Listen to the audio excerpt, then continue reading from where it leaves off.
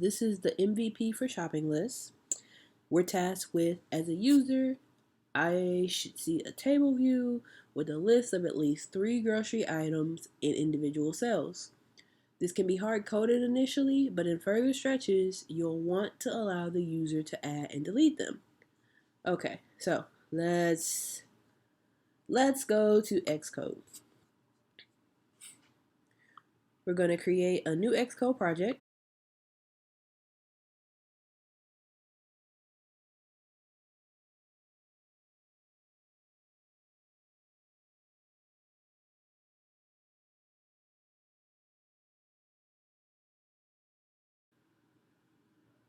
So what we want to do first is we want to go main.storyboard, right?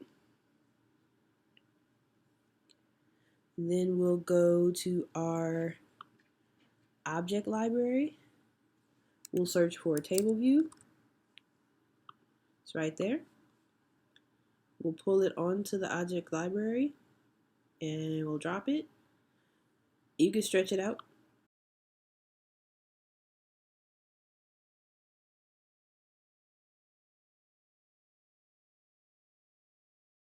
The first thing we want to do is add a prototyping cell because right now it's just the table view, but there's no prototyping cell, which is going to act as the template that we just funnel information into and create that cell over and over again.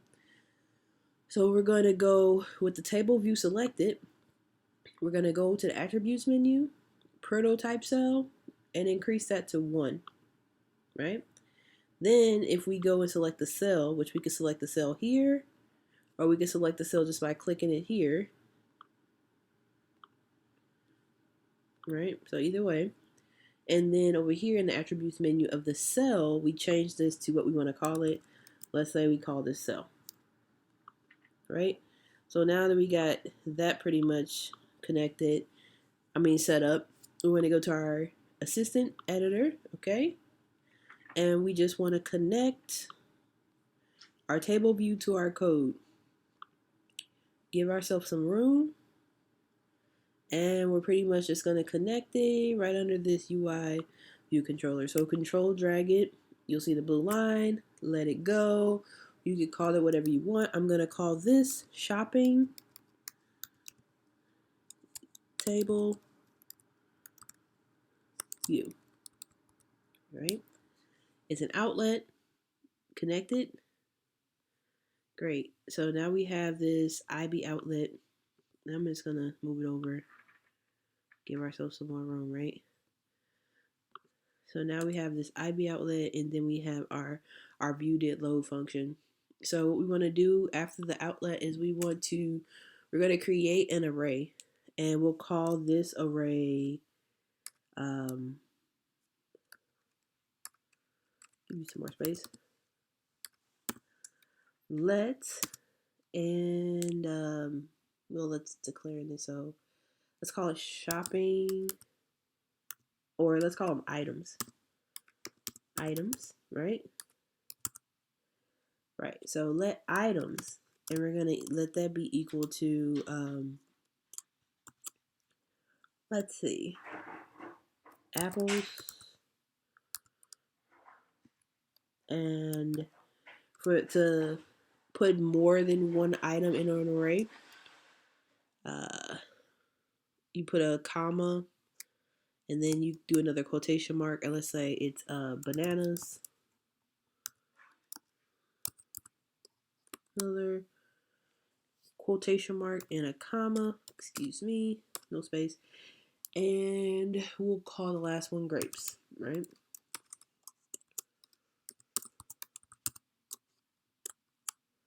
So we have our outlet, which is connecting the outlet to the code, and then we have our items, which is apples, bananas, and grapes. We put them in an array.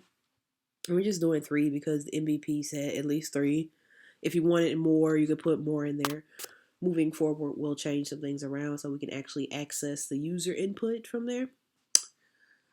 So now under the view did load, we can actually get rid of these comments. You can put new comments in, but right now we're going to set the data source of this guy to self, and we did this in class. So if we start typing in, what's the name of the table view? Shopping cart or shopping, yeah, shopping table view, right? Dot data source, which is right there, and we'll set that equal to self.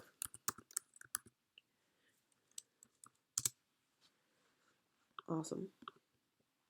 So Xcode is gonna yell at us. I knew it, and that's because we haven't actually accessed the data source attribute within Xcode. So we could just go up to our view UI view controller and we can add it here.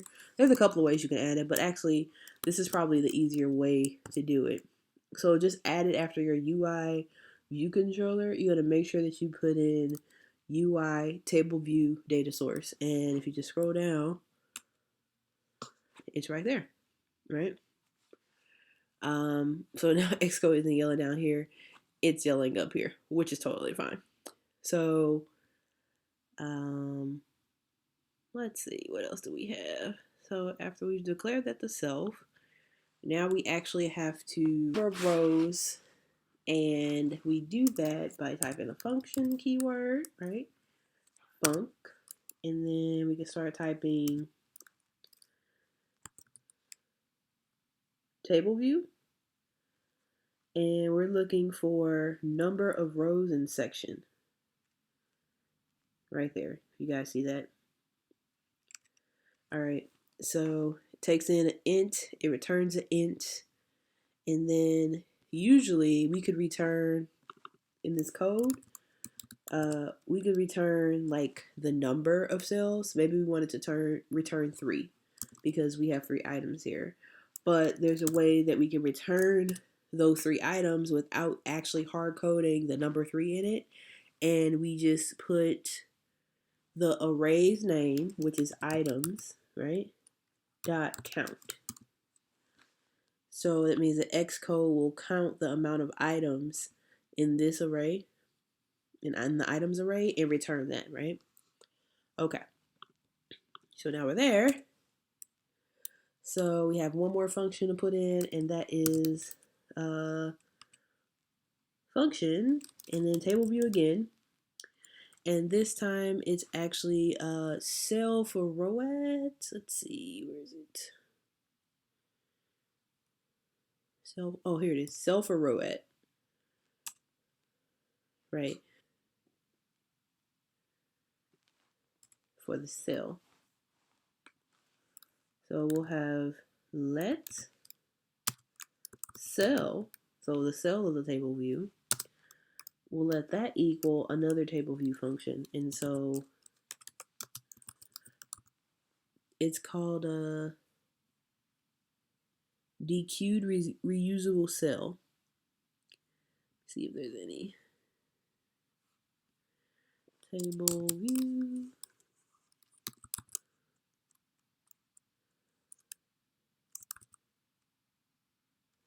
Yeah. Dequeued reusable cell with identifier.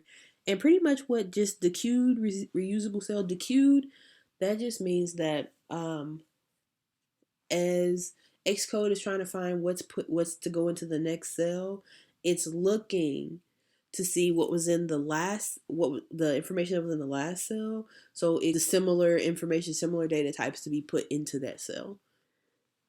And then we'll do the string, the identifier, which I think we called cell, but you can call whatever you want. Okay.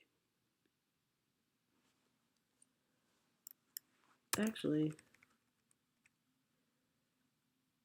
with identifier, with cell identifier there. That needs to be unwrapped. Okay, so what we want to do is we want to have cell, the text label of the cell, right? So we access that with the dot text attribute, and we want to set that equal to items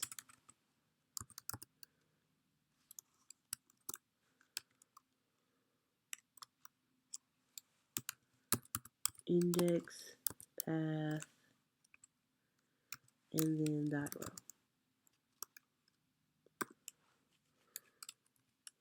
And then finally we return the cell. That should be good.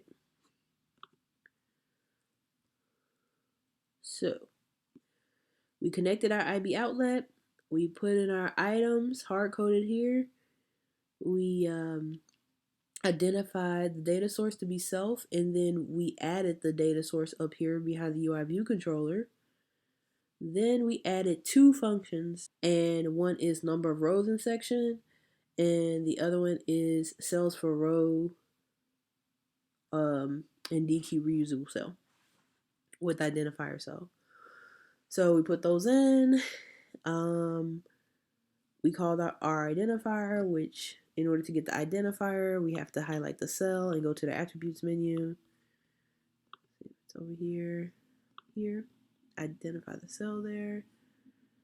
And then now we're returning cell. So let's see if this works.